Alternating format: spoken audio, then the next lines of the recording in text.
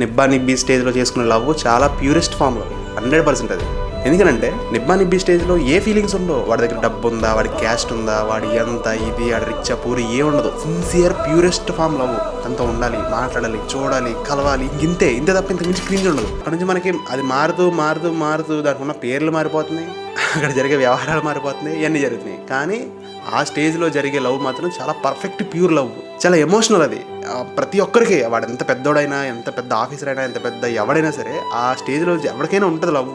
అది లేదంటే అది తేడా అని అర్థం. ఇప్పుడే ఉంది పార్ట్నర్ దగ్గరికి వెళ్ళాలంటే కనీసం ఫేస్ వాష్ కూడా చేసుకెళ్ళాం, అలా అయిపోద్ది. ఎందుకంటే మనకి ఏజ్ పెరిగి రెస్పాన్సిబిలిటీస్ పెరిగే కొందే మనకున్న బాధ్యతలు పెరగడం వల్ల వీటి మీద ఇంకేం ఇంట్రెస్ట్ ఉండదు. ఇంకా ఇంప్రెస్ చేయాలి, ఇంకా మాట్లాడాలి, ఇంకా ఇది ఉండాలి, ఏ ఉండదు. నిబ్బా నిబ్బి స్టేజ్లో లవ్ ఎలా ఉంటుందంటే, వాడు కాలేజ్కి వెళ్ళినప్పుడు ఆ అమ్మాయి కాలేజ్కి వాడుకున్న లేట్గా వచ్చినా, లేదంటే ఆ అమ్మాయి వీడు వెళ్ళేపటికి ఆ అమ్మాయి అక్కడ కనపడకపోతే వాడికి పిచ్చెక్కిపోద్ది.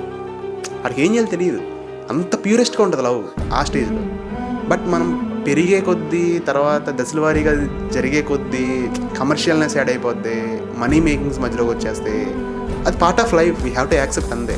కానీ ఈ ఏజ్లో మాత్రమే మనం తెలుసుకుంటేనే వాడు పర్ఫెక్ట్. అండ్ నిబ్బా స్టేజ్ నుంచి లవ్ చేసి పెళ్లి చేసుకున్న వాళ్ళు ఉన్నారు, అలా కాకుండా నిబ్బా స్టేజ్లోనే విడిపోయిన వాళ్ళు ఉన్నారు. ఆ స్టేజ్ నుంచి మనం ఓవర్కమ్ చేస్తే లైఫ్ విల్ బి అన్బిలీవబుల్. ఎందుకంటే రిలేషన్ అందరూ చేసే ఉంటారు, ఎక్కడెక్కడ దెబ్బతినే ఉంటారు.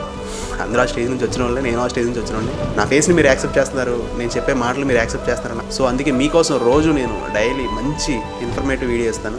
చాలామంది రెగ్యులర్గా అడుగుతున్నారు, అన్న ఏలూరు మీద, ఏలూరుల గురించి, ఏలూరు సర్కిల్లోనే వీడియోలు ఎందుకు చేస్తున్నారు, మిగిలిన చోట కూడా చేయొచ్చు కదా అని. బట్ కాదు, నేను చెప్పేది ఒకటే, పాత సామెత ఒకటి ఉంది, ఏలూరులో బతికిన వాళ్ళు ఎక్కడ బతకలేరని. అండ్ నేను కూడా ఏలూరులో ఉన్నామండి, ఇక్కడే చదువుకున్నాను, ఇక్కడే పెరిగాను, ఇక్కడే ఉన్నాను. సో ఇన్ఫర్మేషన్ నచ్చితే మాత్రం డెఫినెట్లీ సపోర్ట్ చేయండి అంతే.